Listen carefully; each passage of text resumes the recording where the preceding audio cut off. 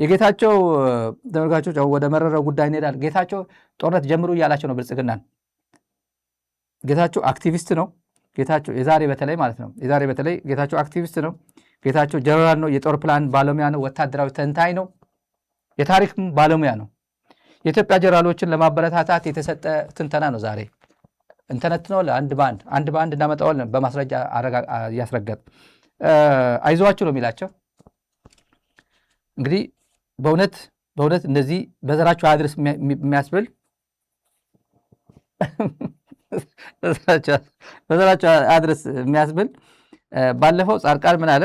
ጽምዶ ተሳስ እንዲሁ እንኳን እብደት አንደኛ ሁሉም ቢጣመሩ ይሄ እንትናነኝ ኤርትራ ማግዟቸው ይላል። ኤርትራ ማግዟቸው የአማራ ፋኖ ኦላም ኦጉግሞ አፋርም ቤንሻንጉል ጉሙዝም ቢመጡ ይሄ መንግስትን መጣል አይችሉም። አንደኛ ይሄ መንግስት በጣም ጠንካራ ነው፣ ይሄ ሰራዊት አለው አለ። በትግርኛ ስለሆነ ነው ልድገመው። ቢሆኑ እንኳን ተጣምረው እንኳን ቢመጡ አለ መጨረሻ ላይ ማለት ነው። ዋናው እዚህ ጋር ነው ሴናሪዮ። ኢፍ የሚባል ክሎዝ ይዞ መጣ። ተጣምረው እንኳን ቢመጡ አዲስ አበባ ቢገቡ ይላል ትግራይ ዲሞክራሲ አታገኝም አለ። ተመልከቱ። ብልጽግናን መጣል እንኳን ቢችሉ ነው የሚለው። ብልጽግናን መጣል እንኳን ቢችሉ ትግራይ ዲሞክራሲ ልማት አታገኝም። ለምን? ኢሳያስ መጥቶ ይቆጣጠራታል ትግራይ። ምን ያህል ከኢሳያስ ጋር ያለው ፍርሃት፣ ኢሳያስ ምኑ እንደወጋው አላቅም፣ በምኑ እንደገባበት አላቅም። ሁሉም ገና ቃል የሚያነሳው ኢሳያስ ነው። ኢሳያስ ሊገለኝ ብሎ ሻዕቢያ ሊገለኝ ብሎ ከአዲስ አበባ ሻዕቢያ ሊገለኝ ብሎ መቀለ ገባ። ከዛ መቀለ ተቀመጠ። 3 ሳምንት ምናምን መቀለ ተቀመጠና ጦርነቱ ወደ ቆላ ተንቤን ሲሉ ሁሉም መሪ ወደ ቆላ ተንቤን ሲል እሱ ወደ ልሂድ አለ። ምንም ያውቀው ቁጭ ብሎ የነበረ ሰውዬ ባለሀብት የህልውና ጉዳይ ገጠመው። ሻዕቢያም ቢመጣ ይበለዋል፣ ብልጽግና ቢመጣ ይበለዋል። ምክንያቱም ብልጽግና መጥቶ እንትን ሲለው ነበር፣ ሲሰርበው ነበር መቀለ ሆኖ። ከዛ ዘው ብሎ ቆላ ተንቤን ገባ። መጣና ሻዕቢያ ሊገለኝ ነው ብሎ ወደ አሜሪካ እንደገና መጣ። ከጌታቸው በፊት ጌታቸው ቀርቦ ነው ወደ አሜሪካ መጣ፣ ከትግራይ ይወጣ። ሰሞኑ ደግሞ ምን ያለ? ጌታቸው አሰፋ ሁሌ ሊገለኝ ነው የሚፈልገው አለ። ጌታቸው አሰፋ ሁሌ ሊገል የሚፈልገው አብረው አልነበረ? መቀለ አብረው ደስ ሲሰበስብ አልነበረም እንዴ? ሴንትራል ኮማንድ አልነበረ? ፈላጭ ቆራጭ አልነበርክም? ከሱ ጋር ጎን ቁጭ ብለህ ስትወስን አልነበረም? 7 ሰዎች አልነበራችሁ? የትግራይ ፈላጭ ቆራጮች፣ የትግራይ ኃላፊነት ተሸክማችሁ ይህን ሁላ ወጣት መስዋዕትነት ሲከፍል እናንተ ስትመሩት አልነበረም? አንተ አልነበርክም? ዓለም አልነበረም? ደብረጽዮን መንጆሪኖ፣ ጌታቸው አሰፋ፣ ጌታቸው ረዳ አልነበሩም? 7ታችሁ አልነበራችሁ? ወድ ወረዳ አልነበረም?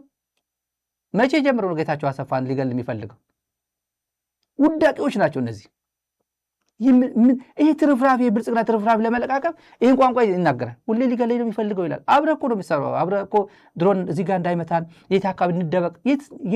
የግለሰብ ቤት እኮ ማዕከላዊ ኮሚቴ ስብሰባ፣ የሴንትራል ኮማንድ ስብሰባ እኮ 7 እኮ የግለሰብ ቤት እኮ ይሰበሰቡ ነበር። ቤዝመንት ያለው ማንጋ ነው፣ አንደርግራውንድ ያለው ማንጋ ነው እየተባለ እኮ ይሄዱ ነበር። እዚህ ጋር ይሻለናል እያለ አብረው ነበር የሚሄዱት እኮ።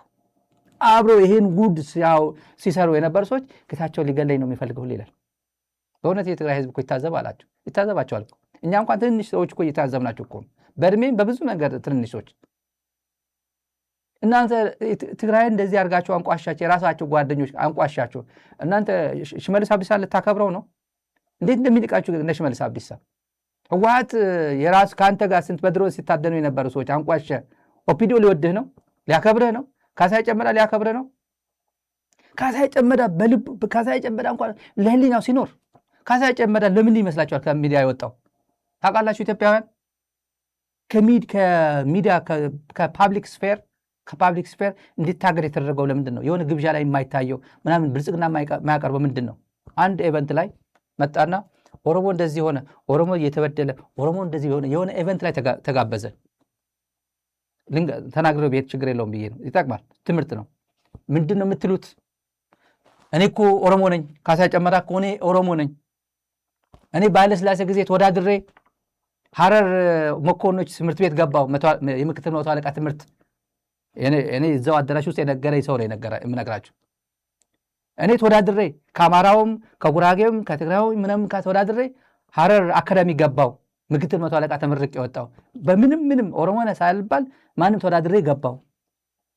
ከማንም የኢትዮጵያ ሰራዊት ጋር ሁሉም በቃ ወተትና ውሃ ስለሆነን አብረን አገለገል። ጀነራል ደረስኩ።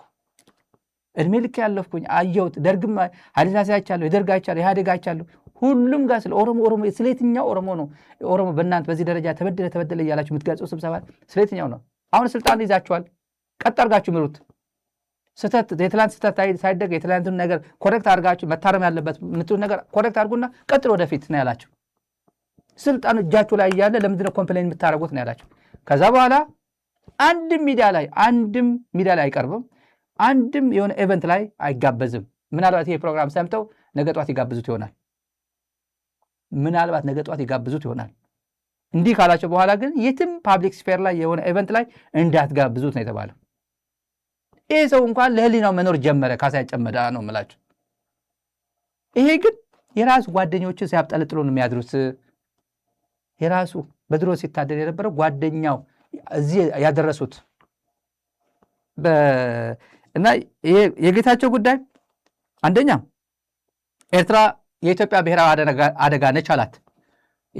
ኤርትራ የኢትዮጵያ ብሔራዊ አደጋ ነች። ኤርትራ ቲፒኤልኤፍ የመሰረተው ኢሳያስ ነው። ኢሳያስ አሽከሮችን መመስረት ይችላል አለ። ኢሳያስ አሽከሮችን መፍጠር ይችላል። ለምን?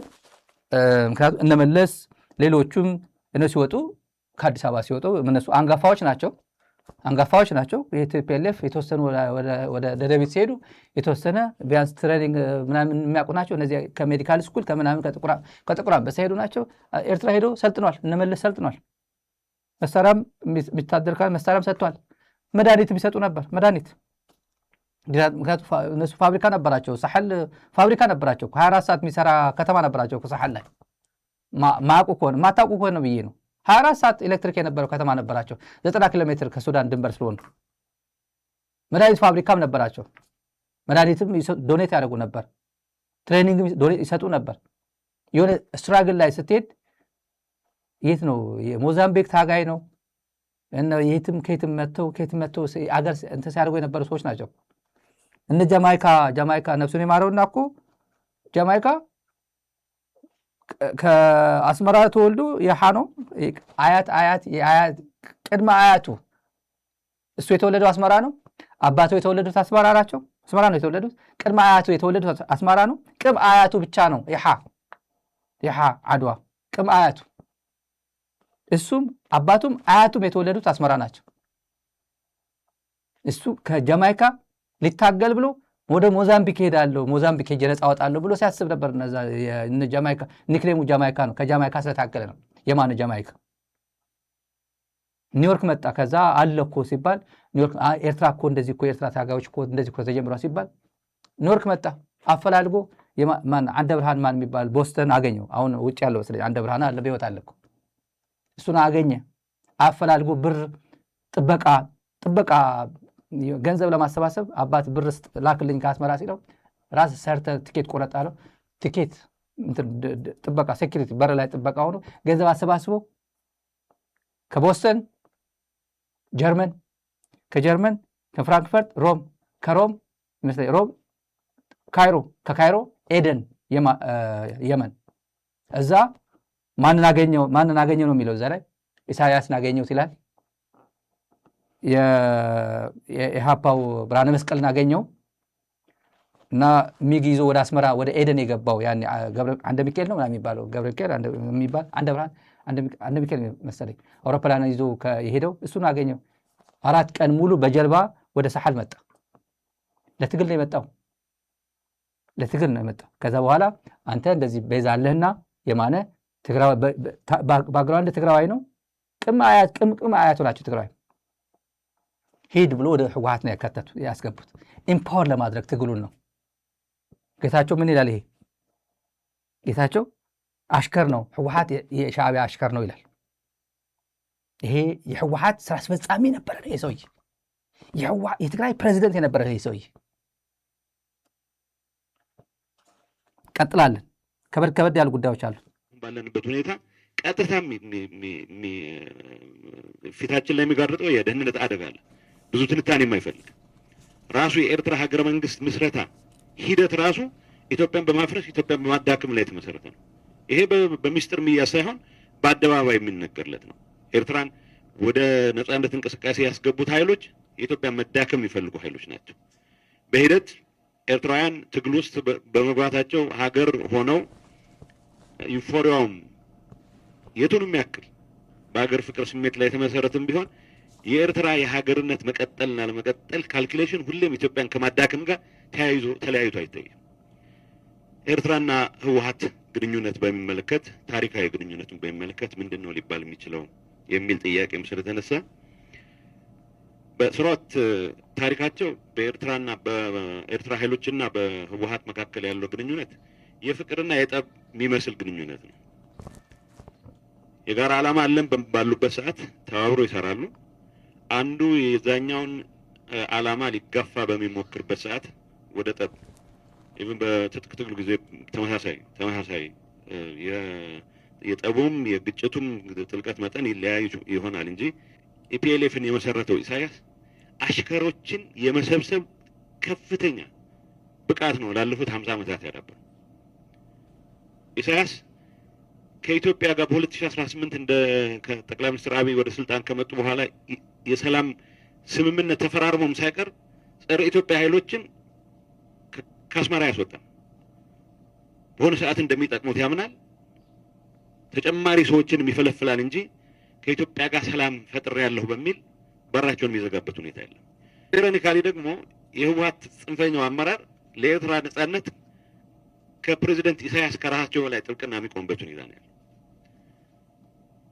ምን ያክል እሱ ዋጋ እንዳስከፈለ በሂደት በመርህ ላይ ተመስርቶ ማቀራረብ የሚያስችል በህዝብ ለህዝብ ግንኙነት በዲፕሎማሲ ተቀራርቦ የጋራ ጥቅም ማረጋገጥ የሚቻልበት ጉዳይ ላይ ከመስራት ይልቅ በብዙ መልኩ የኢትዮጵያን አስፒሬሽንን አደጋ የደቀነበት ለኤርትራ ነጻነት ከኤርትራ ኃይሎች በላይ ጥብቅና የመቆም አዝማሚያ እንደነበረ ይታወቃል። ሀገር ሲመሰረት ኤርትራ እንዳልኩት ሮማንቲክ ኮንሰፕት ነው የተመሰረተው። እንግዲህ ብዙ ጊዜ ሀገራት የሚመሰረቱት ታሪክ አለ። ፖፑሌሽኑ በጋራ ስነልቦና የጋራ አሰፋፈር ግምት ውስጥ በማስገባት ሀገራት ትመሰርታለህ። ኤርትራ በኔቸሩ አርቲፊሻል ኤንቲቲ ነው። ኤርትራ ለማንቋሸሽ አርቲፊሻል ኤንቲቲ ነው። በጠላቶች የፈጠሯት ኤርትራ ነች። ኢትዮጵያ ያው ግብጽ ማለቱ ነው። ግብጽ ነች የፈጠረቻት ጀብሃ። ከዛ ምናለት ኤርትራ አሽከሮችን መፍጠር ይችላል። ህወሓት አሽከር ነው መፍጠር ይችልበታል ይላል። እንግዲህ ህወሓት ማንን ነው? ከዛ በኋላ ህወሓት ማንን ፈጠረ? ብአዴንን ፈጠረ። ብአዴን አይደል ህዳር 12 1973 ሲፈጥ ህዳር 12 አይደል? አሁን ተረሳ እኮ እነሱ ረሳ ነው። ህዳር 12 ነው። መስዋዕትነት ከፍሏል። እነሱ ብዙ ታንኪዮ ሳይባሉ የህወሓት ተላላኪ የትግራይ ተላላኪ እያሉ ሲያንቋሸዋቸው የነበሩ ብዙ መስዋዕትነት የከፈሉ ልጆች አሏቸው እነሱ። እንግዲህ ህወሓትን እነሱ ፈጥረዋል። ኢህአፓ ከተሸነፈ በኋላ ቀጥ ብለው ወደ ትግራይ የገቡ ጀግኖች ነበሩት። እነ አባዱላ እንትና ደግሞ ኦህዴድ የሚባል ፈጠሩ። አዴት ሄደው እነ ክንፈ ገብረመድህን እነ ብስራት የሚባለው እዚህ አሜሪካ ያለው እነሱ ሄደው አሰልጥነው ኦፒዲዮን መሰረቱ። ኦፒዲዮ ከዛ እነሱ ትግራይ ነው የተፈጠር ነው የሚለው ቅር ይላቸው መሰለኝ። ደራ ነው የተፈጠር ነው የሚሉት እነሱ። ደራ ኩማ ያውቋል። ኩማ ደመቅሳ የት እንደተፈጠረ ያውቃል። ግን ለምን እንደሚያሳፍራቸው አናውቅም። ስለዚህ ህወሓትም አሽከር እንዴት መፍጠር እንደሚቻል ያውቅበታል። አብይ የህወሓት አሽከር ነው አይደል? እንደዛ እኮ ማለት እኮ ነው። ፓርቲ እንግዲህ ህወሓት የፈጠራቸው ብዙ ፓርቲዎች አሉ ማለት ነው። ከዛ በኋላ እንኳን 2 ልጆች አሉ እኮ። ብአዴን አለ። ብአዴን ደግሞ ማንን የወለደው? ኦህዴድን ወለደ። አባዱላ ብአዴን ነበር። ባጫ ብአዴን ነበር። ኩማ ደመቅሳ የብአዴን ማዕከላዊ ኮሚቴ ነበር። አባዱላ ማዕከላዊ ኮሚቴ ነበር። እነ ኢብራሂም ምናምን እነዚህ ሰዎች ናቸው የትግራይ ሰዎች የነበሩ። ለመሰላቸው ተመልካቾች ሰሞኑን ስናገረው የነበረ ይሄ ሰውዬ ከየት አመጡ ነው መረጃው እንዴት ነው ኮንፊደንሱ ጨመረ የሚል ሰው አለ። ጉዳያቸው ስላለቀ ነው። ጉዳያቸው ኤርዶጋን ያድነው ማሲንጋ ያድነው የሚባልበት ጊዜ ስለደረሰ ነው። ይሄ የሞት የሽረት ጉዳይ ላይ ያለው ብልጽግና ሁሉም ነገር ወደ ፕሮፓጋንዳ ነው። ሁሉም ነገር የምትችለው ነገር ኮንትሪቢዩት አድርግ ነው። እኔ የተናገርኩት ነገር አለ። ቀደም ብዬ እንደ ዋዛ ነው የተናገርኩት። ቲዲኤፍ ዴድላይን አስቀምጧል። ይሄ ዴድላይን ካለፈ በኋላ ቲዲኤፍ ሆኖ አይቀጥልም። አይቀጥልም። እኔም እንዲቀጥል አልፈልገውም። በበኩሌ ከፈለገ ይቀጥል፣ ግን አይቀጥልም። አብዛኛው እኔ ይሄን ኮንክሉዥን ያለኝ የኔ አረዳድን እሱ ነው። ዴድላይኑ ግን ማለፍ የለበትም ነው። መቼ ነው ዴድላይኑ? የዛሬ 10 ዓመት ነው? የዛሬ 2 ወር ነው? የዛሬ ሳምንት ነው? መናገር አያስፈልግም። ራሳቸው ነው የሚያውቁት። መጨረሻ ላይ እነ ደብረጽዮን እንደዚህ እያሉ እየተንጋጉ ራሳቸው ላይ ነው የሚወጣባቸው። ራሳቸው ቲፒኤልኤፍ የሚበላው ቲዲኤፍ ራሱ ነው። በኋላ ማንም አይበላውም። ማንም ፖለቲካ ፓርቲ ጌታቸው መጥቶ ጻድቃን መጥቶ ህወሓትን አያሸንፍም። መጨረሻ ላይ የትግራይ በተለይ ወደ ኖርሜሲ ከመጣ በኋላ አንዳንድ ነገሮች አላስተካክል ካለ መጥቶ ቲፒኤልኤፍ ልክ የሚያስገባው ቲዲኤፍ ራሱ ነው። እኔ የሚታየኝ እሱ ነው። የፖለቲካ ሰው አይደለም፣ ግን የሚታየኝ እሱ ነው። የነ ወደ ትልቁ ሶርስ ኦፍ ሬጂም ቼንጅ ኤርትራ ነች ብሎ ያላት ጉዳይ እኔ በጣም የተመቸኝ ከሁሉም በላይ የተመቸኝ እሱ ነው። እውነት አለው። ሶርስ ኦፍ የኢትዮጵያ ሬጂም ቼንጅ የኃይለሥላሴ አላቅም፣ ግን የኃይለሥላሴ የተወሰነ እውነት አለው። የኤርትራን ፌዴሬሽን አለመቀበላቸው ኤርትራ እንደ ፌዴሬሽን ቢቀበሉ ኖሮ በዛን ሰዓት አንፌርሊ ሀገር ከኢትዮጵያ ጋር እድሜ ለአሜሪካ እድሜ ለእንግሊዝ እና አክሊሉ ሀብተወልድ የአሜሪካ ድጋፍም የእንግሊዝ ድጋፍም ያው ይዘው የዘውዴ ረታ መጽሐፍ ላይ ማየት ይችላላችሁ። የዘውዴ ረታ የኤርትራ ጉዳይ የሚለው መጽሐፋቸው ላይ አለ። በዛ የኃይለሥላሴ ጊዜ ዲፕሎማት የነበሩ ሚኒስትር ዴኤታ የነበሩ ምክትል ሚኒስትር የነበሩ መጽሐፋቸው ላይ አለ። አሜሪካ እንዴት አድርጋ እንትን እንዳለች እንግሊዝ ጭምር። ምክንያቱም እንግሊዝ በስደት ዘመን 5 ዓመት እንግሊዝ ተሰደው ስለነበረ ትንሽ ዲፕሎማሲ ሰርቶ ነው የመጡት። እዛችን ኔትወርክ ተጠቅመው ነው ኤርትራን በፌዴሬሽን ወደ ኢትዮጵያ አንቆ ያመጧት። ያኔ የነ ኢብራሂም ሱልጣን የነ ወልደ ማርያም ክርክር መጽሐፉ ላይ ቁልጭ ብሎ ተቀምጧል። እዛ ላይ ቁጭ ብሎ እንኳን ለኤርትራ ለትግራይም ጭምር የትግራይ ወንድሞቻችን ጭምር በዚህ ጨቋኝ ስርዓት ጥለነው አንሄድም ብለው የተከራከሩ ነበር እነ ወልደ ማርያም። ያውቃሉ ምን ያህል እንዴት ተጨቁኖ እንደነበረ የትግራይ ህዝብ እና መጨረሻ ላይ አንቀው ይዘው ሃይላንደሩ ሄዶ ገባ። በተለይ ክርስቲያኑ በተለይ ሃይላንድ አካባቢ ያለው አብዛኛው ወደ ሻዕቢያ ህዝባዊ ግንባር የተሳተፈው የፌዴሬሽን መፍረስ በኋላ ነው። መጨረሻ ላይ ኃይለሥላሴ ተጠራርጎ የኤርትራ ወጣት ወደ ጫካ ሄደው ፌዴሬሽን ሃንድል ቢያደርጉትና ሪስፔክትፉሊ ቢንከባከቡት አይሄዱም ነበር። እምነት አለኝ። ሪስፔክት አላደረጉትም። ግን ምንድን ነው የራሳቸው ባንዲራ፣ የራሳቸው ምክር ቤት፣ የራሳቸው ፓርላማ፣ የራሳቸው ምናምን ሲሉ ቅራት ያዛቸው። አዲስ አበባ እኔ አልማራት እቺ ምንድን ነው ብሎ በጣም ኮንዘርቫቲቭ የሆነ ባክዋርድ የሆነ ህገ መንግስት ይዘው ማለት ነው። ህገ መንግስት ሰጥቻለሁ ብሎ ህገ መንግስት ሰጥተናቸዋል ብሎ በ1931 1923 የኢትዮጵያ አቆጣጠር ህገ መንግስት የኢትዮጵያ ህገ መንግስት አይመስልም። እኛ ሰጥተናቸዋል፣ የኢትዮጵያ ህዝብ ይመጥናቸዋል ብለን ሰጥተናቸዋል ነው ያለው ህገ መንግስት። በዚህ ሲተዳደር የነበረ የኢትዮጵያ ህገ መንግስት ኢትዮጵያውያን እነሱ በጣም አሪፍ የሚባል እንትን ስርዓት ነበራቸው። በዛን ሰዓት ሬላቲቭሊ ትልቅ ላይ ነበሩ ውስጡ ማለት ነው፣ የሚታወቅ ነገር ስለሆነ ነው። እና ደርግ ሲወድቅ ምንድን ነው የወደቀው? በጽምዶ ነው የወደቀው ደርግ። ሻዕቢያም ለብቻው አልጣለውም፣ ህወሓትም ለብቻው አልጣለውም፣ ብአዴንም ለብቻው አልጣለውም። ሁሉም በጽምዶ ነው በቃ ሁሉም ተባብሮ አግዘኝ ላግዝ፣ በዚህም አንተ በዚህ ምታ፣ አንተ በዚህ ምታ፣ እኔ ናደው መታለው፣ አንተ አስመራ እንትናን ምታ፣ እኔ ምጽዋ መታለው፣ አንተ በዚህ ጋር ሂድ እየተባበሩ በኢንፎርሜሽን ጭምር ከአስመራ የተነሳው አየር ኃይል ከአስመራ ሲነሳ ወዴት አካባቢ መሆኑ ሲታወቅ ወደ ቲፒኤልኤፍ እየተደወለ ከአስመራ እየመጡ ነው፣ አውሮፕላን እየመጣ ነው፣ ተጠንቀቁ እየተባለ የኢንፎርሜሽን ሼሪንግ ጭምር ማለት ነው። ጽምዶ ነው ያጠፋው ደርግ፣ ጽምዶ ነው ያደፋው። ስለዚህ ኢህአዴግን ደግሞ በጣም በርካታ ጸረ ኢትዮጵያ ኃይሎችን አስመራ አስቀምጦ አብይም የመሳሰሉ ሰዎች እኔ እኮ ለኦነግ መረጃ አቀብዬ እሰጥ ነበር እየተባለ ፌስቡክ ባልነበረበት ዘመን ከማል ገርቹ የሚባለው ጀነራል አባዱላ ገመዳም ጭምር ራስ መኮንን ነው ራስ አዳማ ማን የሚባለው እዛ ሄጄ አግኝቻቸው ነው ያለው። አባዱላ ራሱ ኦነግ አትሂዱ በቃ ትንሽ ቆዩ እንጂ ታገሉ ብለናቸው። ተመልከቱ እነዚህ ሰው አባዱላ ትልቅ ሰው ነው። ትልቅ ሰው ምንድን ነው? ጽምዶ ፈጥረው የመረጃ ጽምዶ ከውስጥ አባዱላ ኢህአዴግ ከመለስ ጋር ቁጭ ብሎ እየዋለ 99 በኢትዮጵያ እኮ ነው 99 በኢትዮጵያ ነው። ትዝ ይለኛል እኔ አባዱላ እንትና ላይቤሪያ ነበርኩ። ትዝ ይለኛል ብርሃኑ ጁላ ደነገጠ በዛን ሰዓት። መቼም ይሄ ሁሉም ቢፋቅ ኦነግ ነው ለካ ተብሎ ጓደኛዎች ስለነበሩ ሁለቱም ብርጋዴር ከነሳሞራ ደብዳቤ መጣ ከአዲስ አበባ እንዳታገሉት ማግለልና መድሎ እንዳይደርስበት። ብርሃኑ ማለት ይሄ ሰውዬ ማለት አይደለም። ይሄ ሰውዬ ከርቶ ድሮኑ ኦነግ ነበር። ይሄ ሰውዬ ግን ተውት በቃ የኛ ኢትዮጵያዊ ነው፣ ኦነግ ነው፣ በቃ በኢትዮጵያዊነቱ የሚያምን ነው፣ የኢትዮጵያ ጀነራል ነው፣ ከምንም ማለት የሪል የኢትዮጵያ ጀነራል ነው፣ የሆነ ተላላኪ ሊሆን አይችልም አሉት። ደብዳቤ ልኳል ሳሞራ ፋክስ አድርጎ ማለት አረሳው። በኔ ቁጭ ብለው ውይይት ተቀመጠ። ኦፊሰሮቹ በሙሉ ብርሃኑ ጁላ እንዳታገሉት መድሎ እንዳይደርስበት ተብሎ ማለትም ሰው በጣም ተበሳጨ። በጽምዶ ነው። ከዛ አስመራ ሄዱ። ግንቦት ሰባት የሚባል አሁን የህገ መንግስት ተቆርቋሪ ነው ግንቦት ሰባቱ።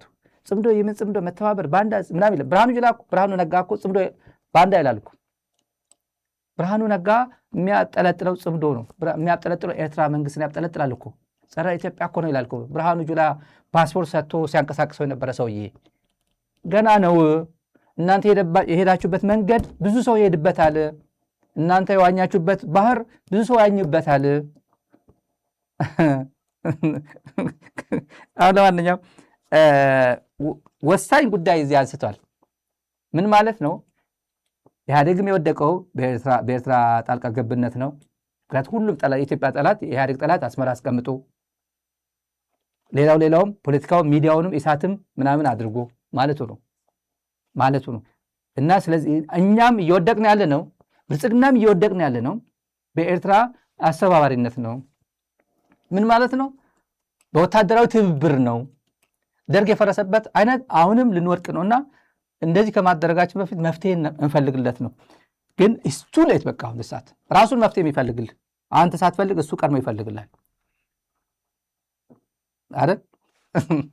ጌታቸው መረጃ አለ። በነገራችን ላይ ጌታቸው ስለ ብልጽግና መረጃ የሚፈልግ ሰው አንድ ልንገራቸው።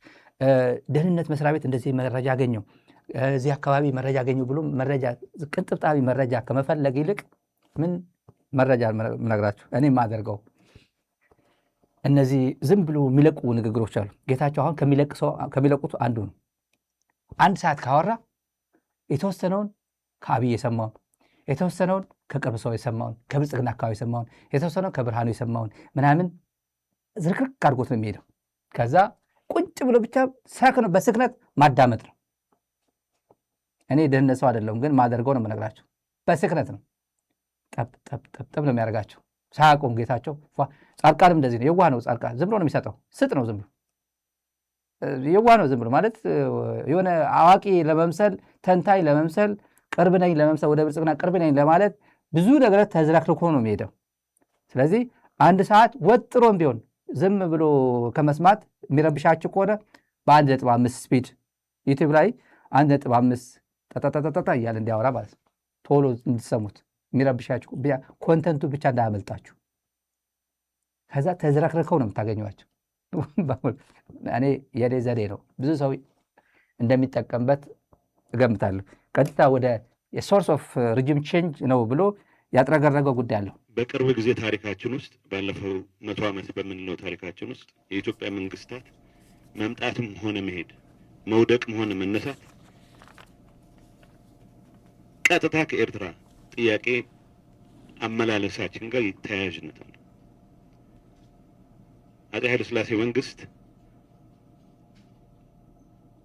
ኤርትራን ጥያቄ ለመፍታት የሄዱበት መንገድ ለውድቀታቸውም የራሱ አስተዋጽኦ አድርጓል። የደርግ መንግስት የኤርትራን ጥያቄ ለመፍታት የሄደበት ሂደት ለውድቀቱም ትልቅ አስተዋጽኦ አድርጓል። የኢህአዴግ መንግስት የኤርትራን ግንኙነት በሚመለከት የተከተለው አካሄድም ለራሱ ውድቀትም ትልቅ አስተዋጽኦ አድርጓል። በአሁኑ ሰዓት ከኤርትራ ጋር ያለን ግንኙነት ቀጥታ የብሔራዊ ደህንነት ኢሹአችን ነው ብቻ ሳይሆን ስለ ወደብ ስለምናነሳ፣ ስለ ግንኙነት ስናነሳ፣ ፕላስ ስለ ኤርትራ መንግስት ባህሪም ስናነሳ የሚታየው ብቻ ሳይሆን ከታሪክም አንጻር የኤርትራን ጥያቄ የምንመልስበት ሂደት ከአጠቃላይ ህልውናችን ጋር ተያያዥነት ያለው መሆኑን አሱ ማድረግ ተገቢ ነው የሚል እምነት አለኝ። እሱ ነው አንድ መሰረታዊ መነሻ። ሂስቶሪካሊ እንዳልኩት ለኢትዮጵያ መንግስታት መውደቅም መነሳትም ወሳኝ ፋክተር ሆኖ ረዥም ጊዜ አገልግሏል። እንግዲህ የጌታቸው ንግግር ወሳኙ ያለው አሁን ምንድን ነው? እኛ ተመሳሳይ የደርግ ጣፈን የሪጅም ቼንጅ ምክንያት ነው። ሶርስ ኦፍ ሪጅም ቼንጅ ነው። ኃይለ ሥላሴ የወደቁበት፣ ደርግ ኢህአዴግ የወደቀበት እና ብልጽግና በዚህ መንገድ ሊወድቅ እንደሚችል ተሞክሮ እየሰጠ ነው። የስህተቶችን እናርም ነው 1961 በፈረንጆች የጀመረው የኤርትራ የነጻነት ትግል ኮንትሪቢዩቲንግ ፋክተሮቹ ገፊ የሚባሉ ምክንያቶች በጣም ብዙ መዘርዘር ይቻላል። በጣም ይሄ ሃንድል አደራረጋቸው፣ ፖለቲካ ሃንድል አደራረጋቸው ኃይለ ሥላሴ በታትኖ ኤርትራን በታትኖ ሰዎቹን ወደ አዲስ አበባ በገንዘብ በሹመት ምናምን ያደረጓቸው ዛወዝ ነው ሶሉሽን። ማሳመን አልቻሉም። ሰውየውን ቢተወደድ እንትናን የነበሩት በዛን ሰዓት የኤርትራ ፕሬዚደንት የነበሩት ልክ እንደነጌታቸው ተሸንፈው ወደ አዲስ አበባ ነው የወሰዷቸው። አሸንፈው በገንዘብ በምናምን ምንድን ያደርጓቸው? አዲስ አበባ ኃይለ ሥላሴ ወስደው የፍትህ ሚኒስቴር ያደርጓቸው። ኤርትራን ዲዞልቭ ሲያደርጓት የፍትህ ሚኒስቴር አዲስ አበባ። ከዛ ቄራ አስመራ ሆቴል ወረድ ብላችሁ የምታውቁት ሞቢል ነው፣ ነዳጅ ነው ያለ፣ ነዳጅ ማደያ አካባቢ ቤት ሰጧቸው። እዛ ላይ ገነት ሆቴል ወደታች ወደና ስትወርድ ወደ ቄራ ስትወርድ ወደ ግራ ወደ ቀኝ ያለው ነዳጅ ማደያ አጠገብ ሰጧቸው። ምን የመሰለ ቪላ ሰጧቸው። ኃይለ ሥላሴ ከአዲስ አበባ ይዘው መጡ። ከአስመራ መጡ እንግዶቻቸው፣ ቤተሰቦቻቸው መጡ። ከዚህ በፊት ተናግሬዋለሁ እዚህ ላይ ቢትወደድ የሚገርም እኮ ነው። ተመልከቱ ቤቴን እያሉ ጀርባ እንትን ጋርደናቸው ቡና አለ፣ ፍራፍሬ አለ እና አትክልት ምናምን ቤታቸው። ይሄ ሽንት ቤት ነው፣ ይሄ መኝታ ክፍል ነው፣ ይሄ የልጆች ነው እያሉ ያስጎበኛሉ። ከኤርትራ ለመጡ ናሽናሊስት ኤርትራውያን ናሽናሊስት ብሔርተኛ ቁጭት ያለባቸው ኤርትራ በመፍረሷ ቁጭት ያደረባቸው ጋር ያስጎበኟቸዋል። ቢትወደድ ፍትህ ሚኒስትር ናቸዋ። ሸጠው ኤርትራ ሸጠው አዲስ አበባ ምቾታቸው ሲበሉ እንጆ ሲያደርጉ ከዛ ምን አሏቸው? ዋ ጨነቃቸው። አንድ ሰው አባትየው ዋ ቢትወደድ ይሄም እኮ ሲያንስህ ነው፣ አገር እኮ ነው የሰጣቸው አሉ። ይሄም ሲያንስህ ነው፣ አገር ነው የሰጣቸው እኮ። ዋ ቢትወደድ እዚ እኳ ክንእሰካ ኤርትራ ካይብካዮም ኤርትራ ነው የሰጣቸው። ይሄም ሲያንስህ እኮ ነው ቢትወደድ አሉት። በቤት ውበት አትመካ ነው ያሏቸው። ጌታቸው ባይመካ ጥሩ ነው። ትግራይ ነው አሳልፎ የሰጣቸው ለብልጽግና። ትግራይ ነው አሳልፎ የትግራይ ህዝብ ነው አሳልፎ የሰጣቸው። ሚሊዮን ህዝብ ነው አሳልፎ የሰጣቸው። የትግራይ አይዲፒ ነው አሳልፎ የሰጣቸው። ሱዳን ተጥሎ ያለው የትግራይ አይዲፒ ነው። አዲስ አበባ መጥተው አስፋልት ላይ የሚለምኑ እህቶቻችን፣ እናቶቻችን፣ አባቶቻችን ማስቲካ ገዛኝ፣ ሶፍት ገዛኝ የሚሉት እነሱን አሳልፎ የሰጠው ጌታቸው። አይኖ እሱ ምቾት አለው፣ ጥሩ ይለብሳል፣ ጥሩ ይበላል። ስቴክ ምግብ 26,000 ብር ከፍሎ እዛው ሸራተን አልጋ ይዛል። እንደገና ተሳስቶ ስካይላይት ይዛል። ከዛ አንደኛው አልጋው ባዶ ያድራል፣ ይከፈላል። ጥሩ ቦዲጋርዶች አሉ፣ መንግስት የሰጠው ቤት አለው ምናምን፣ ጥሩ ነው። ግን ትግራይ ሐሊፍካ ይብካዮ ማለት እሱ ነው። ቢትወደድ ታሪክ ለሱ ነው የሚሆነው። ስለ ሪጅም ቼንጅ ወደድክም ጠላህም ይሄ አለቅላቂ መንግስት፣ ይሄ ገዳይ ስብስብ መንግስት ጊዜው መድረሱ እኔ አይደለም ነገር ማሲንጋ ነግሮሃል። ቪዛ ምናምን ብሎ ክልከላ ሰሞኑ ምናቃት ነች ከየት እንደምትነሳ እንጂ ጌታቸው በሚመራው ወደ ወረደ ለሚመራው የቪዛ ሬስትሪክሽን አልተደረገም። ያኔ ተላላኪ ነዋ የሚስለኔ መንግስት ነበራ። አሁን ትግራይ የሚሸት መንግስት አለ ትግራይ ውስጥ ከነ ብዙ ችግሩ። ብር የለውም፣ ሀብት የለውም፣ የሚከፍለው ደሞዝ የለውም። ግን ስፕሪት አለው። አሁን የኔ ነው ለእኔ የቆመ መንግስት ነው የሚል ችግር ከነ ብዙ ችግሩ ነው እያልኳቸው ያለው። ቲዲኤፍ ማለት ቼን ኦፍ ኮማንዶ የሚታወቅ አለ። ማሲንጋ ሲሄድ ማንን ላገኝ? ደብረጽዮን የቲፒኤልኤፍን ላግኘው? ወደ ወረደ የጊዜው መንግስትን ላግኘው? ፍስሐ ማንጁስ የቲዲኤፍን ላግኘው? ሶስቱም ሳንዱች ሆኖ ነበር የሚመጣው። አንዱን አገኘው። አሁን ግን አንድ ሰው በሴንተር ነው የሚያገኘው። ደብረጽዮን ያገኛል። ፍስሐ ማንጁስ ያገኛለሁ ካለ አታገኘውም ማለት ይችላል። ደብረጽዮን አሁን ማለት ይችላል። አሁን እኔ ካገኘኝ በቂ ነው። ፍስሐ ማንጁስ ጋር ቋንቋ በምናምን ባትግባባ ከሱ ጋር እኔ አልፈቅድልም ብሎ መዝጋት ይችላል። ቼን ኦፍ ኮማንዶ አንድ ነው።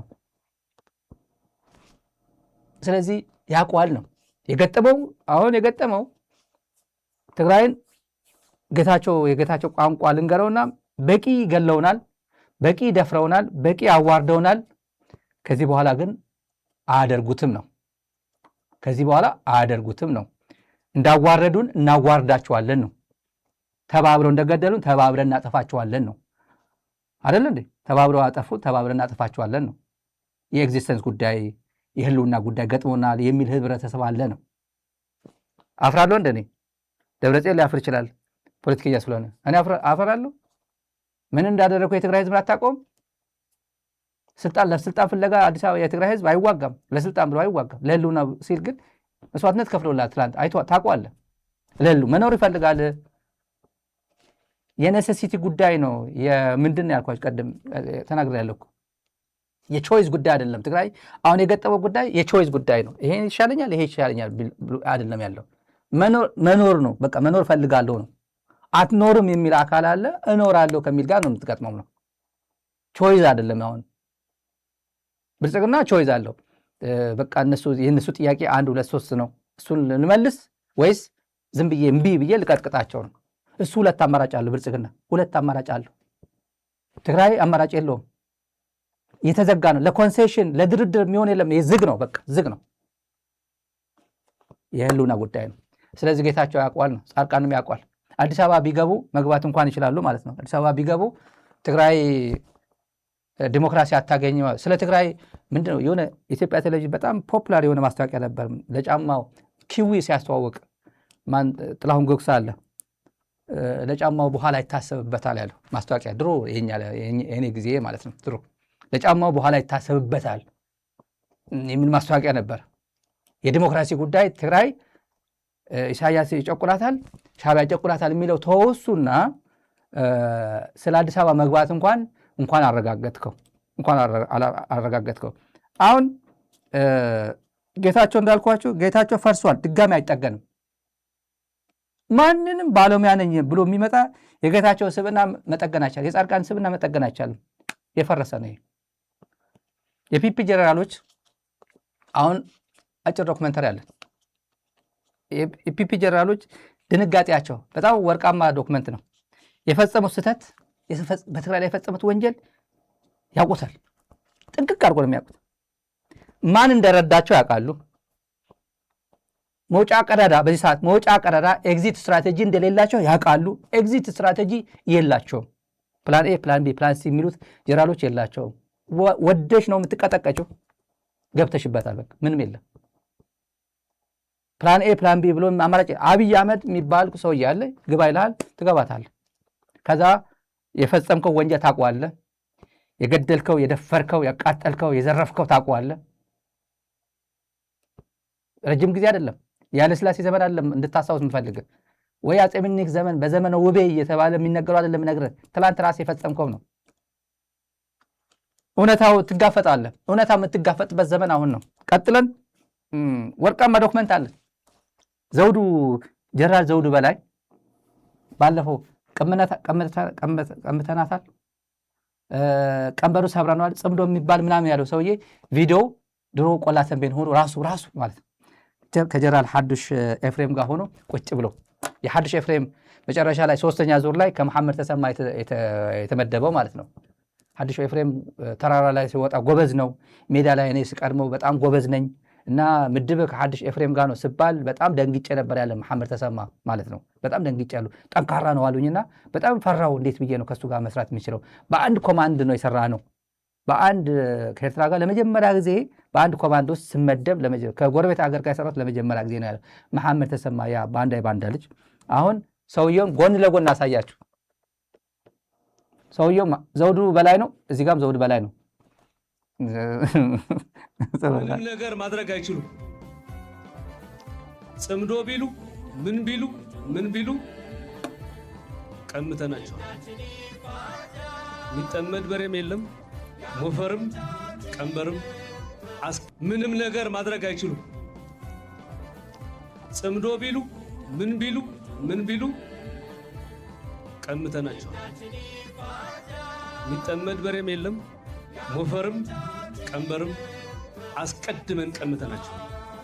በየቦታው ቀንበሮች ተሰብረዋል። ያደረጉት ሴራ ሁሉ በጣሳችሁታል፣ በጣሰነዋል። ወርዶሮ ባሐዴ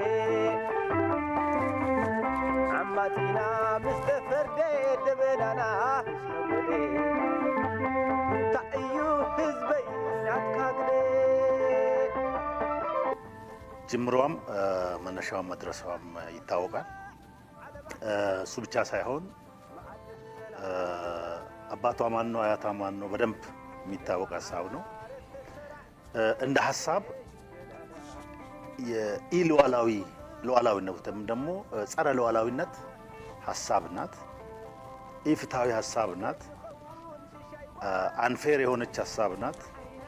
የምትመክን ሀሳብ ናት። ተግባራዊ የምትሆንም ሀሳብ አይደለችም እና በአጠቃላይ ቅዠት ነው። ዝነቐፀ ንኽጠልል ዝወደቐ ንኽንተክል ዓዲ ውዒድ ዝወላወል መሳርዕና ጠላቶቻችን እኛ ጋር በየቀበሌው ጥይት የሚያበዙብን የጥይት ተኩስ የሚያበዙብን ህዝባችን እንዲንጋላታ የሚያደርጉት የባህር በርና የወደብ ባለቤትነት ጥያቄን ወይም የመጠቀም ህጋዊ መብታችንን በአጠረ ጊዜ እንዳናሳካ እዚህ ወግድ እናስቀራቸዋለን ብለው ነው ጥይት እየተኮሱ ያሉ። እንግዲህ ተመልካቾች ይሄ ሰውዬ ነው ወፍር እዚህ ጋር ወፍሯል ይመስለኛል። እዚህ ላይ የወፈረ ይመስለኛል። ወፍሯል ይመስለኛል እዚህ ላይ እዛ ያው ተጎሳቁሏ ፀሐይ ምናምን መጥቶታል። አሁን ይሄ ሰውዬ ነው የኢትዮጵያ ጀነራል ቀምተናታል ባንዳዎች ምናምን የሚለው ይሄ ሰውዬ እኮ ነው። ሀገረ ሰላም ነው ይሄ ቦታ ሀገረ ሰላም ወደ ተንቤን መውረጃ በመቀለ ወደ ተንቤን መውረጃ ከጀነራል ሐዱሽ ኤፍሬም እና ቀምተናቸዋል የሚለው ይሄንን ነው። የትኛው ነው የቀማው? የትግራይ ህዝብ ለህልውናው ሲል ከማንም ጋር መተባበር አለበት። አስረግጠን ነው የምንናገረው። ቲዲኤፍ ሆይ ይሄን ፕሮግራም የምትሰራ የቲዲኤፍ አዛዥ ከአሜሪካም ቢሆን ተባበር፣ ከአፍጋኒስታንም ቢሆን ተባበር፣ ለትግራይ የሚጠቅም ኮዝ ከአውሮፓ ህብረትም ጋር ቢሆን ተባበር፣ ከአብይ ጋር ቢሆን ተባበር፣ ለትግራይ የሚጠቅም ከሆነ ከአብይ ጋር ቢሆን ተባበር፣ ከአስመራም ቢሆን ተባበር፣ ከአዳሃሎ ጋር ተባበር፣ ከደምቢዶሎ ጋር ተባበር፣ ከማሸካላ ጋር ተባበር፣ ከዘመነ ጋር ተባበር፣ ከሐጂ ኢብራሂም ጋር ተባበር። የህልውና ጉዳይ የገጠመው የትግራይ ህዝብ አለ።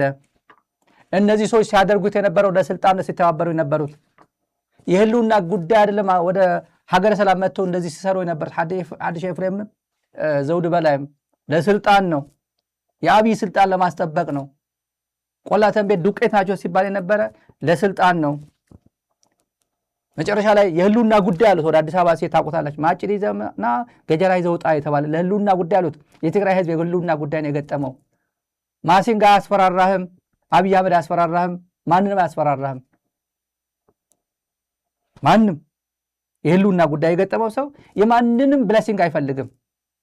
የአሜሪካ መንግስት የህልውና ጉዳይ ሲገጥመው የማንንም ብለሲንግ አይፈልግም። የኢራን አይፈልግም፣ የራሻ ብለሲንግ አይፈልግም። እንደዛ ነው እኮ ነው። ህልውና ይቀድማል፣ ከስልጣን ህልውና ይቀድማል። ለስልጣን ብሎ ነው ተባብረውት የትግራይ ህዝብ ነው የፈጁት። የ4 ኪሎ ስልጣን ለማጽደቅ ነው። እና ለህልውና ይተባበራል። መተባበር አለባቸው ለህልውና። ለስልጣን እንኳን ተባብሮ የለ እንዴ? ለስልጣን ተባብሯል።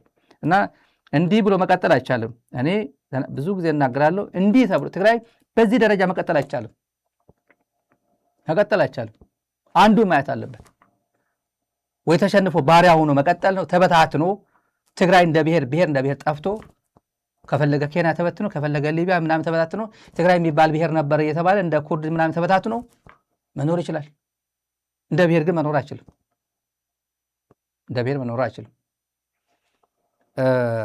ጌታቸው ወደ ምርጥ ጉዳይ ነበረች። በጣም ክላሲክ የሆነ ቋንቋ የተናገር ወደ ቆላ ተንቤኑ ምርጡ ጊዜ ልውሰዳችሁ።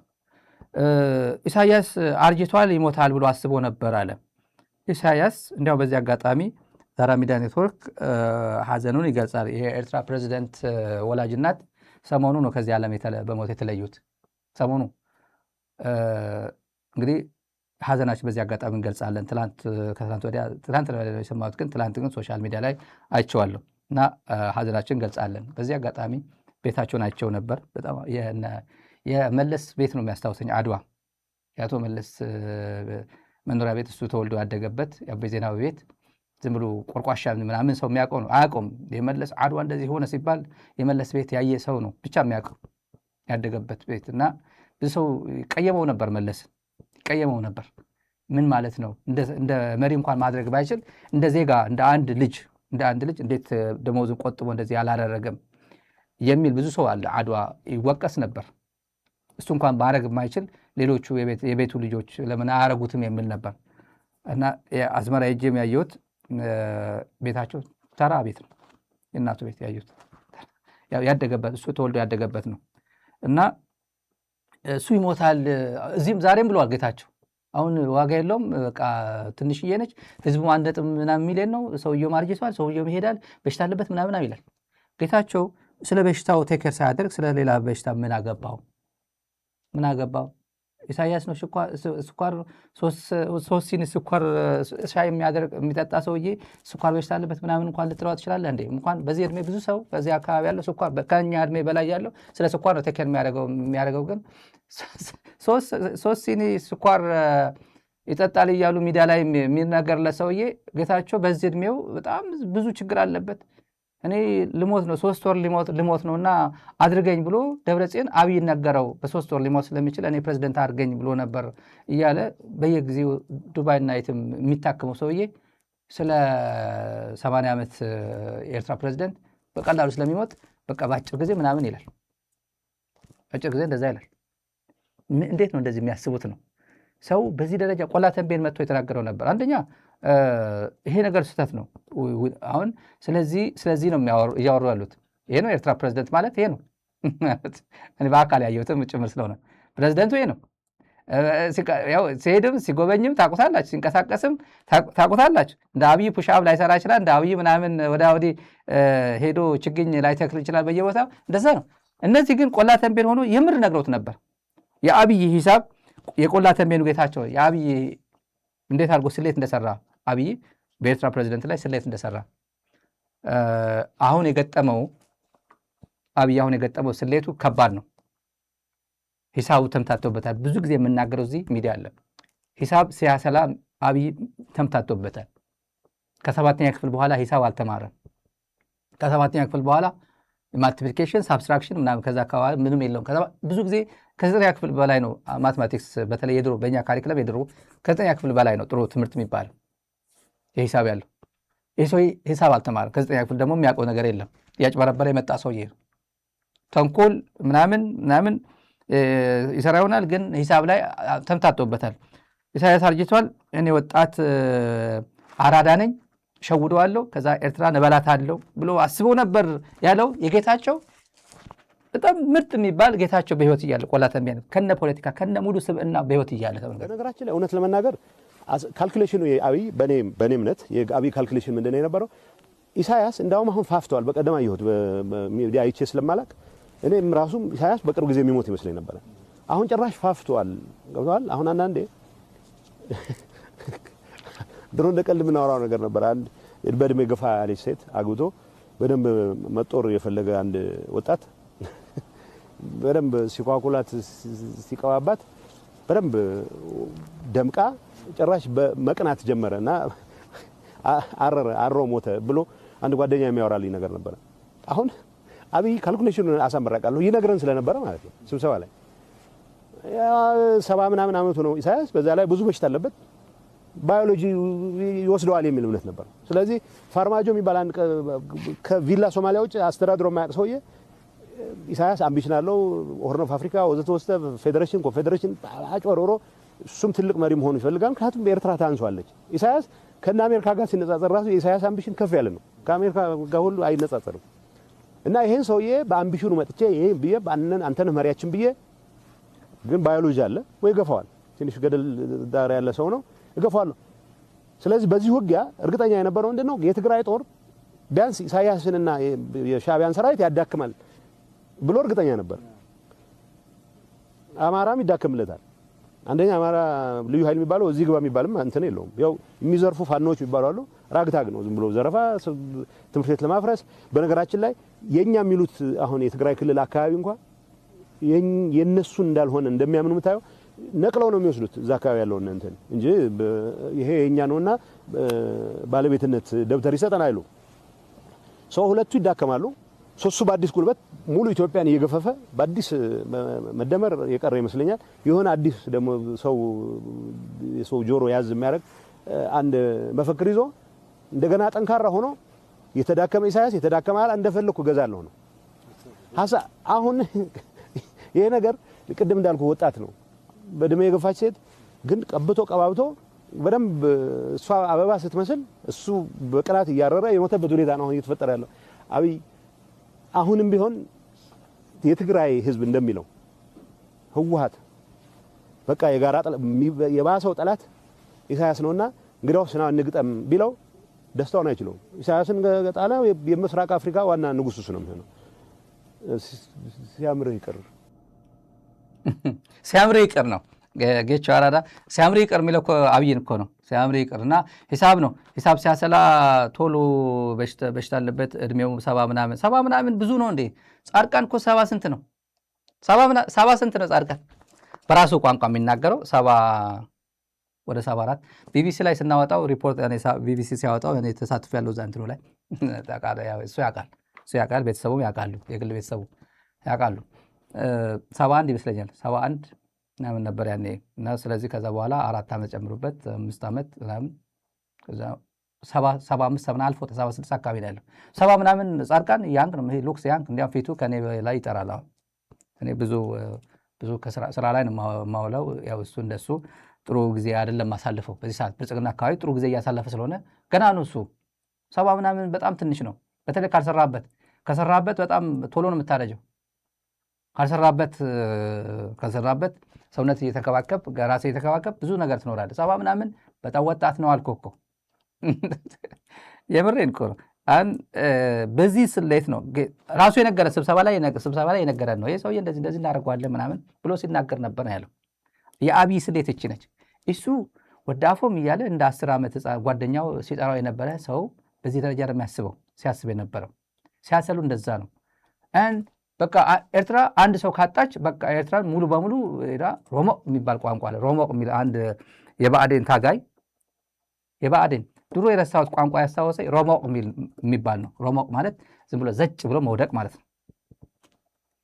የብአዴን ታጋይ ነው። በትግርኛ ሲያወራኝ አምና ለአዲስ አበባ ከአክቲቭ ጀነራሎች አንዱ ነውና በቃ እኮ አሁን እያለ ያለው ይሄ ጽምዶ ምናምን እኮ በጣም ወሬ ሁሉም እኮ ተጨንቋል እኮ ትግራይ ብቻዋ ሳንችላት ኤርትራን አስገብተን ታሪካችን አበላሽተን አፍረን ተሸማቀን ለዋላውነታችን አሳልፈን ሰጥተን የትግራይ ህዝብ ላይ በደል አድርሰን ሳናሸንፈው ትግራይ ሳናሸንፍ አሁን ነገሮች ተገለባብጠው ይሄ እብድ የሆነ ሰውዬ ህዳሴ ይሄ አባይ ምንድነው ምጽዋ አሰብ እያለ ቀይ ባህር አክሰስ እናደርጋለን እያለ ሌላ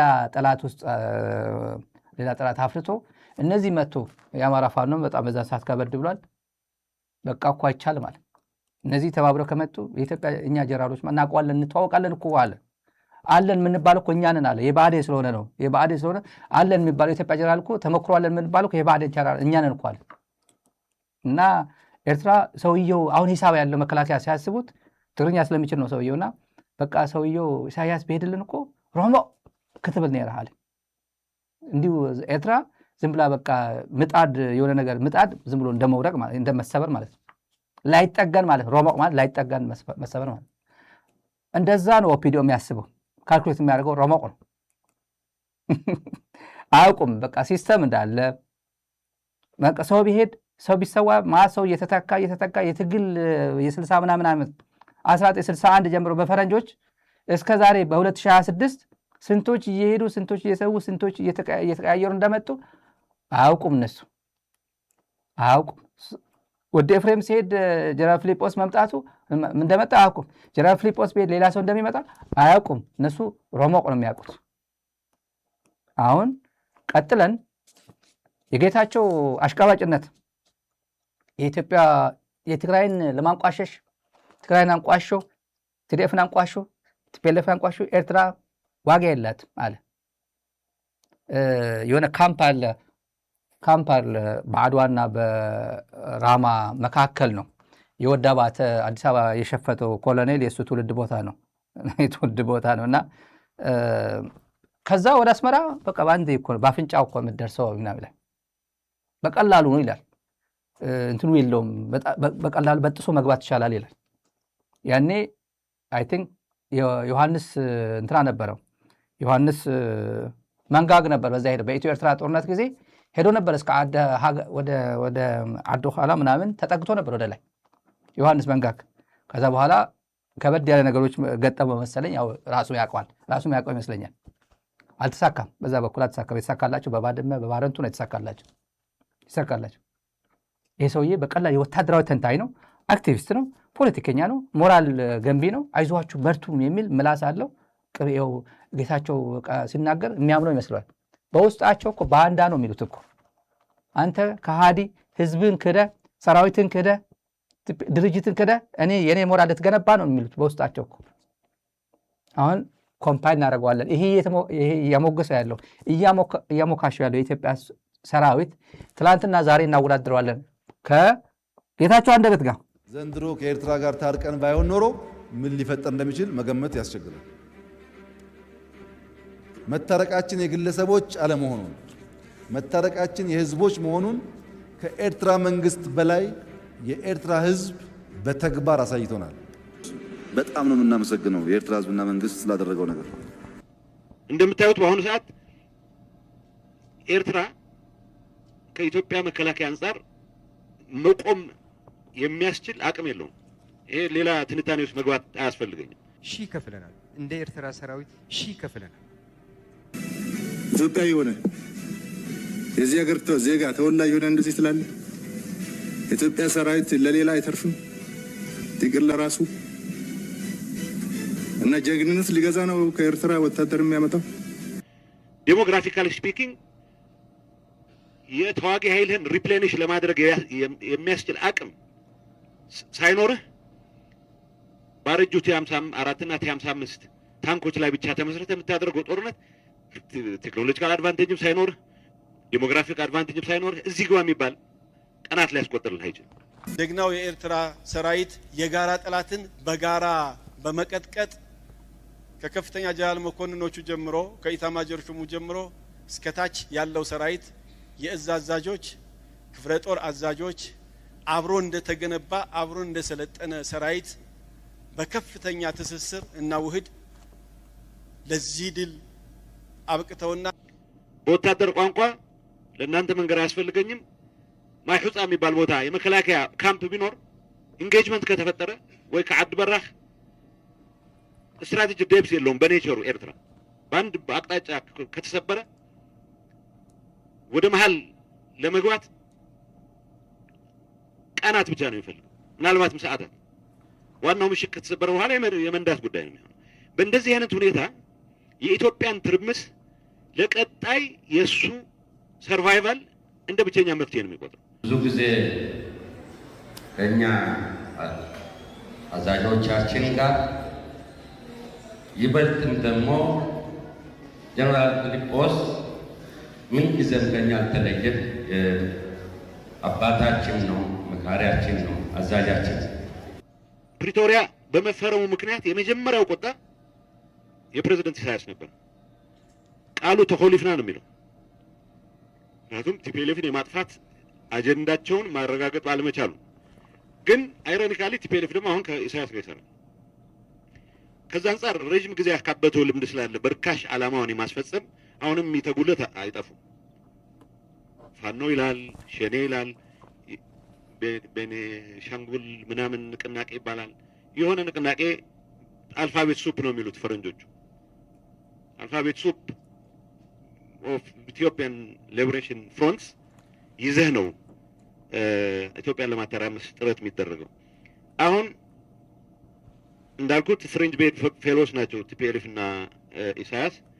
ኢትዮጵያ የማተራመስ ቋሚ አጀንዳ በአደባባይ የሚገለጽ አጀንዳ ያለው ወደቡንም ከመጠቀም አንጻር ቅድም እንዳነሳሁላችሁ ወደብ የሚከለክልበት ምክንያት ገንዘብ ስለሚጠራ አይደለም። ወደብ መጠቀም የጀመርንለት የኤርትራ ወጣት መኖሪያው ኢትዮጵያ ውስጥ ነው የሚሆነው። ኢሳያስ ዓላማውን ለማስፈጸም የሚያስችለው እንደፈለገ መቀጥቀጥ የሚያስችለው እንደፈለገ መግዛት የሚያስችለው እድሜው ከፈቀደለት ድረስ እድል አይኖረውም። እንግዲህ ጌታቸው ስለ ወደብ የተናገረው ወደብ የተጠቀምን ጊዜ ወደብ ማንጠቀምበት ምክንያት ገንዘብ ጠልቶ አይደለም፣ ወጣቶች ወደ ኢትዮጵያ ይመጣሉ። ወደብ የተጠቀምን ጊዜ ወደ ኢትዮጵያ ወጣቱ ይጎርፋል ነው ያለው። ወደብ በገንዘብ ብትጠቀም ጥሩ ነበር። ኢህአዴግ ለምንድን ነው ወደብ ያልተጠቀመው? መለስ የተነገረ ከአንደበቱ የመለስ አንደበት ገንዘብ የሰጠነው መንግስት መሞት አለበት፣ የኢሳያስ መንግስት መሞት አለበት። ገንዘብ ከሰጠነው ግን ሪቫይቭ ያደርጋል። አሰብ መጠቀም ችግር የለውም ብለዋል እኮ። አሰብ ከተጠቀምን ግን ገንዘብ ሰጠዋለን፣ ስለዚህ መንግስት እንደግፈዋለን፣ በቀላሉ እንዲሞት እንፈልገዋለን ቢሉ መሞት አልቻለም።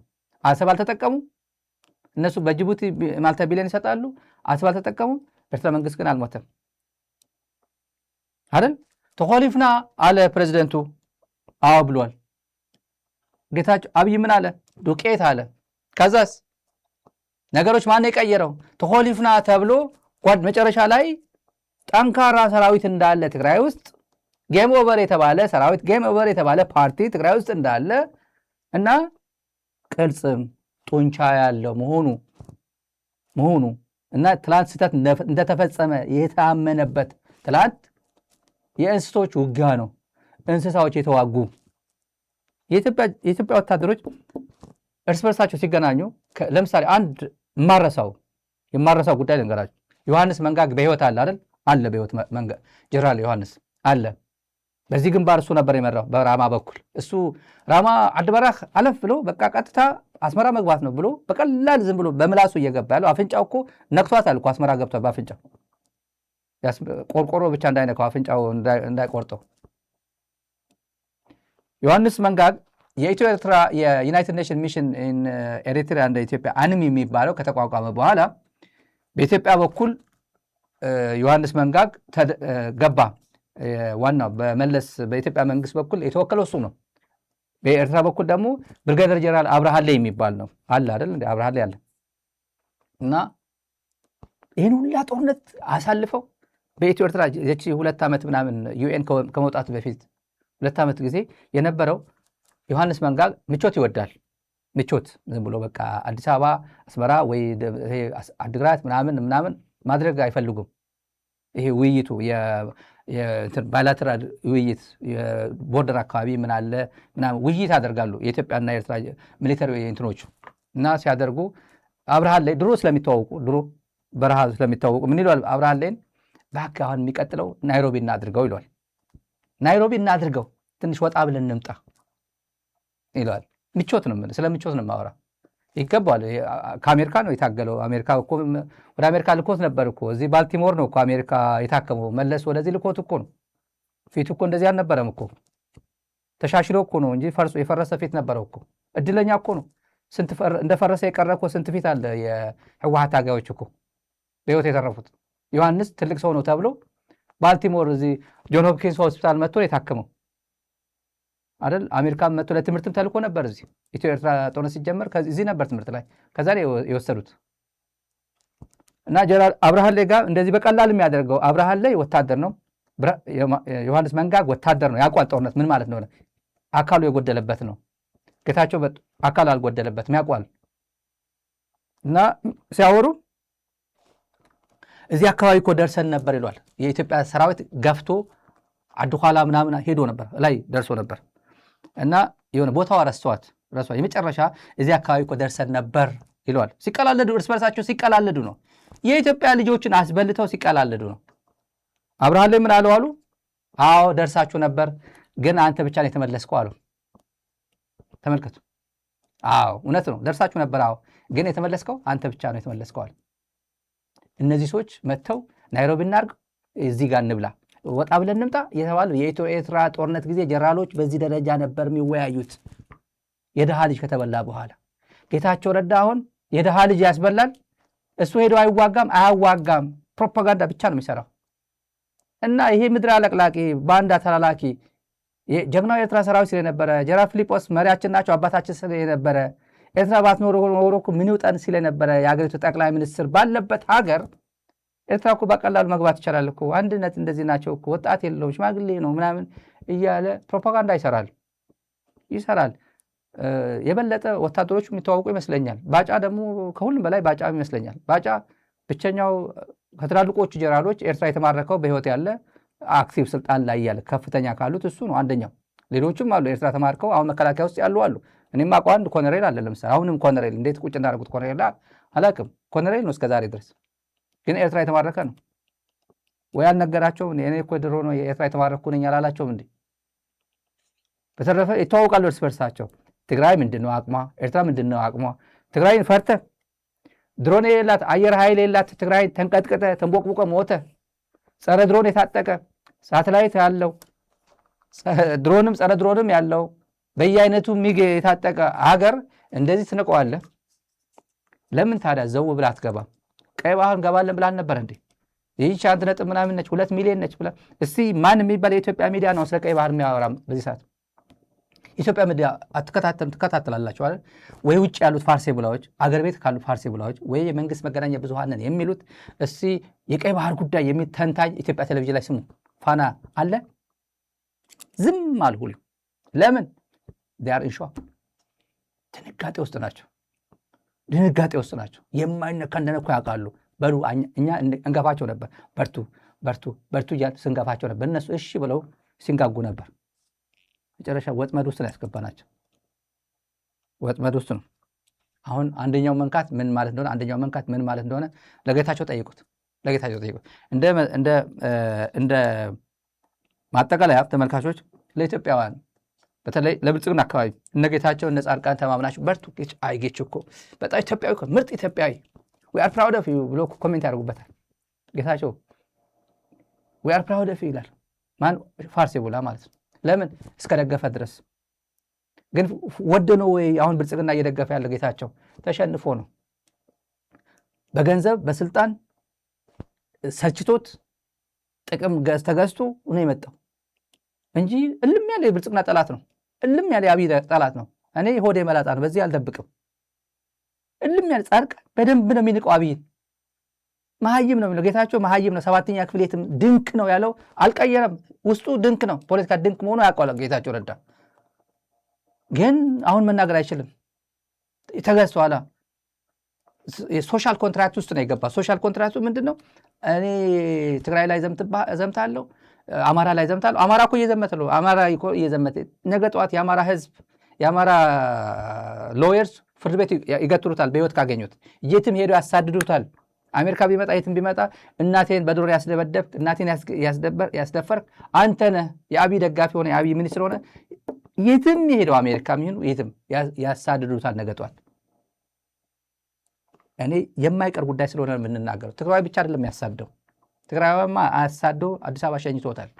እንደ ሞተ ነው የሚቆጥረው፣ እንደ ሰማዕት ነው የሚቆጥረው። ምንም የለው። ለሌሎቹ ግን ይሄ ሰው የራሱን ህዝብ የከዳ የራሱን ድርጅት የከዳ ትዲኤፍን የሚያክል የማይሳሳ በፍጹም የማይሳሳ ይህን ስናገር ውስጤ ያመኛል። ውስጤ ያመኛል። ጌታቸውን ሴቭ ለማድረግ ብዙ መስዋዕትነት የከፈለ የትግራይ ወጣት አለ። ለዚህ የከዳ ስንቶች ምርጥ እህቶቻችን ወንድሞቻችን በልቶ አስበልቶ የመጣ ሰውዬ አብይን ይጠቅማል ብላችሁ እንዳታስቡ። ለኦሮሞ ህዝብ አይሆንም፣ ለአማራ ህዝብ አይሆንም፣ ለጉራጌ አይሆንም፣ ለሽናሻ አይሆንም፣ ጻድቃንም አይሆንም። እነዚህ ጥቅመኞች ናቸው፣ የተዋረዱ ናቸው። እነዚህ ለማንም አይሆንም። የትግራይ ህዝብ ከፖለቲካል ስፌሩ ሙሉ በሙሉ ጠራርጎ ያስወጣቸው ሰዎች ናቸው። እነዚህ ጠራርጎ። ለዚህ ነው አንዴ በትግርኛ እንደፋደፋል፣ አንዴ በአማርኛ እንደፋደፋል። ተመልከቷል። እና ለማንም አይሆንም፣ ለአብይም አይሆንም።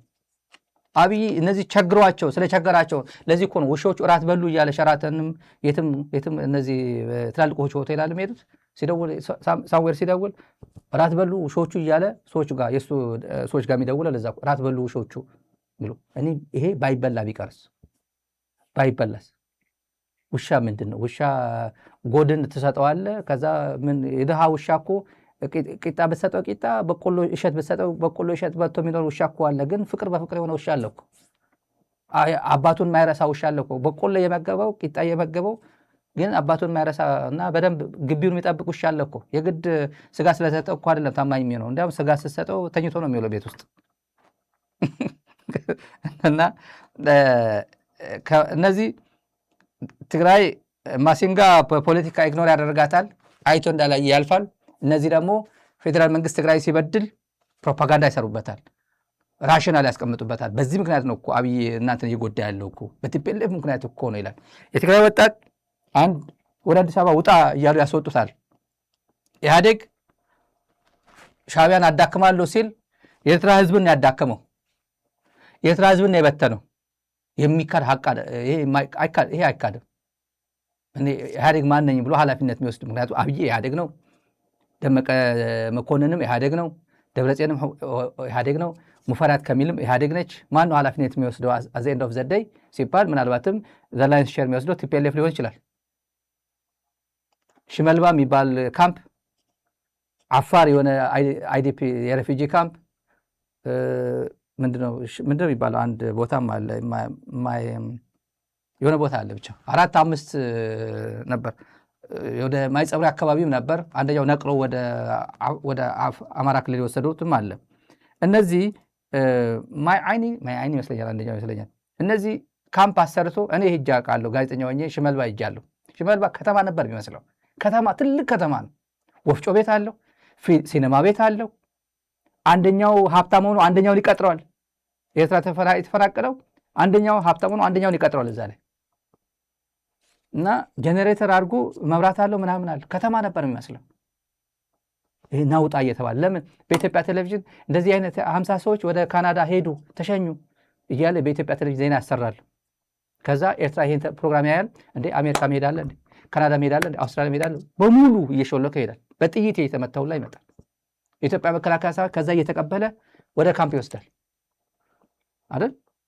ትልቁ ኮንትሪቢዩቲንግ ፋክተር በኤርትራ ያለው መንግስት ቢሆንም የኢትዮጵያ መንግስት ግን በዚህ ታንታላይዚንግ የሆነ አንዳንዴም መሬት ላይ የሌለ ፕሮፓጋንዳ እየሰራ ናውጣ ነበር የሚለው። ለምን ኤርትራ መንግስት እያዳከሙ ብለው ሎንግ ተርም ሳያስበው ነው። ሎንግ ተርም ይሄ ህዝብ የኔ ህዝብ ነው፣ የዚህ ህዝብ መዳከም የኔ መዳከም ነው፣ አት ዘ ኤንድ ኦፍ ዘ ዴይ የኔ መዳከምም ጭምር ነው፣ የኔ ብሔር ነው እየጠፋ ያለው፣ የኔ ህዝብ ነው እየጠፋ ያለው ብሎ አርቆ አለማሰብ ነው። አርቆ አለማሰብ መጡ ዋጋ እያስከፈለው ነው። ዋጋ እያስከፈለው ሴም ስትሩ። አሁን ወደ ነገታቸው ደግሞ የትግራይ ወጣት ናውጣ ይሉታል። ከትግራይ ናውጣ ቲፒኤልኤፍ ብቻው ይቀራል፣ ናውጣ ይሉታል። ወጥቶ ይበታትኑታል። አዲስ አበባ ያለው የትግራይ ወጣት ተመልከቱት። በፕሮፓጋንዳ ተሸንፎ እና ወደ አፋር ውጣ ይሉታል። ሰሞኑ ትላንት በጣም ምርጥ ዜና የሚባል በጸለምቲ በኩል የነበረው ዋና ክፍለ ጦር አዛዡ ገባ 16 ወጣቶች ይዞ ካሳይ ባሪያ የሚባል ባሪያው ነው የሚሉት። ካሳይ ባሪያ የጸለምቲ የምዕራብ ትግራይ ልጅ ነው። መከላከያ የነበረ ነው ድሮ። እናቱ አክስቱ ሸራሮ ሽረ ወደ ጉያ የሚባል አካባቢ አብይ አዲ በሁሉም ተበታትነው ነው ያሉት ቤተሰቦች። በነጌታቸው ተሸውዶ ወደንጥሩ ሸውዶት ወደ ጸለምቲ የላከው ልጅ ነበር። ትላንት 16 ወጣቶች ይዘው ገባ። ክፍለ ጦር አዛዥ ነው። የቲዲኤፍን ክፍለ ጦር አዛዥ ነበር። መጠናከር አለበት። እንደዚህ ኢንካሬጅ መደረግ አለበት። አም ሶ ፕራውድ ኦፍ ሂም። በጣም እየመጣ እንደሆነ አውቅ ነበር። እኔ የዛሬ ሳምንት ጀምሬ ኮሚኒኬሽን ነበረኝ እኔ ከእሱ ጋር ሳይሆን ልጆች ፋሲሊቴት የሚያደርጉት ጋር አውቅ ነበረ እኔ። እነዚህ ሰዎች አሉ፣ ወደ ቀልባቸው የተመለሱ ሰዎች አሉ። አለበለዚያ ግን ከትግራይ ልክ ኢህአዴግ በኤርትራ ላይ ሲከተሉ የነበረው ፖሊሲ ኤርትራ መንግስት የኢህአዴግ ተቃዋሚዎችን የወያኔ ተቃዋሚዎች የሚባሉ ብርሃኑ ነጋ በሉት የቤንሻንጉል ደምሒት ነው ግንቦት ሰባት ነው ምናምን እያለ እዛ ያሰለጥናል። የኢትዮጵያ መንግስት ደግሞ በሱ አቅም ናውጣ እያለ ካምፕ አዘጋጅቶ ወደ ውጭ ያስወጣል። ኤርትራ እንዴት እንዳደረገው ተመልከቱ፣ እንዴት እንደጎዳው ተመልከቱ። ተመሳሳይ ጌታቸው ናውጣ ይላል ወጣት ካምፕ አዲስ አበባ ካምፕ አዘጋጅለት የሬፊጂ ካምፕ አይነት አይዲፒ ካምፕ አዘጋጅ እያሉ ፕሮፓጋንዲስቶች ይሰራሉ። የትግራይ ወጣት ውጣ፣ ከቤት ውጣ፣ ትግራይን ራቆቷን አስቀራት ነው። ራሱን የማይከላከል ወጣት እንዲኖር ነው የሚፈልገው። ራሳቸው ተዋርደው የትግራይን ህልውና ለማዋረድ ነው ቆርጦ የተነሱት።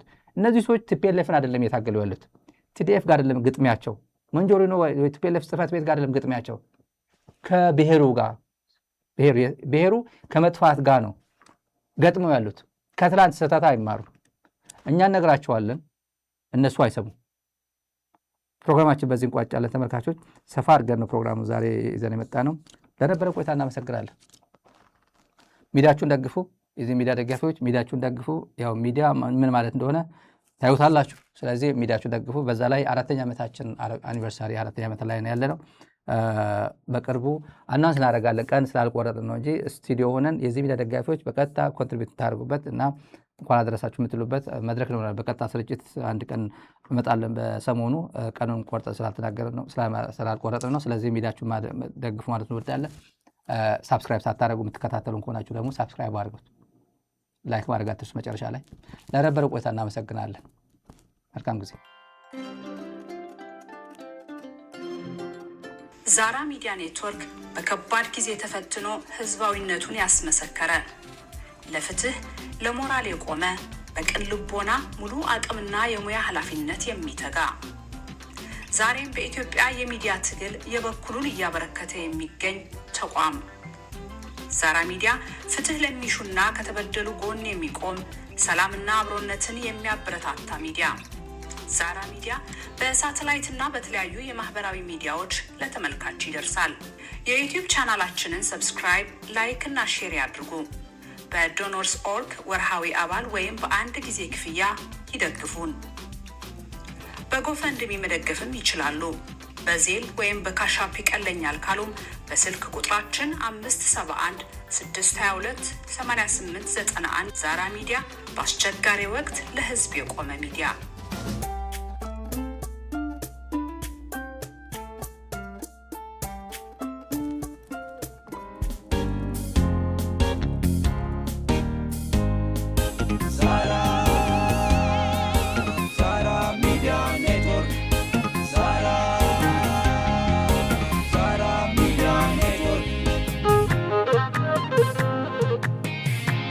Thank you.